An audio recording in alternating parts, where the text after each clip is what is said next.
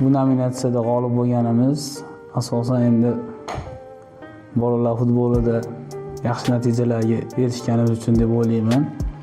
Nimaga desangiz, 2011-yillar o'rtasida respublika chempionatida faxrli 2-o'rinni oldik. Bu bitta biz yutug'imiz emas, butun bir viloyatimiz yutug'i desa bo'laveradi. Nimaga desangiz, har bir tumandan yaxshi iqtidorli bolalarni qo'lga olib, ularni zbor qilib ularni shu natijaga erishdik.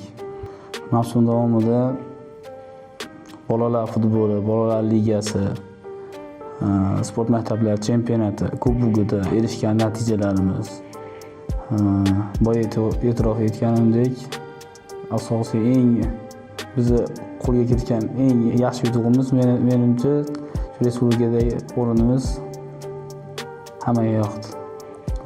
Biz sport maktabimizda asosiy ishimiz endi bolalarni seleksiya qilish, yaxshi iqtidorli bolalarni jamlab, ular bilan komandalarimizga yaxshi iqtidorli bolalarni jalb qilish, zborlar o'tkazish.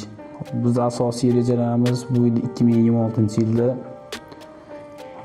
Xudo xolasa yana respublika chempionatlariga borib faxrli o'rinlarni olib qaytish va shu iqtidorli bolalarni akademiyalar, futbol jamoalariga topshirish.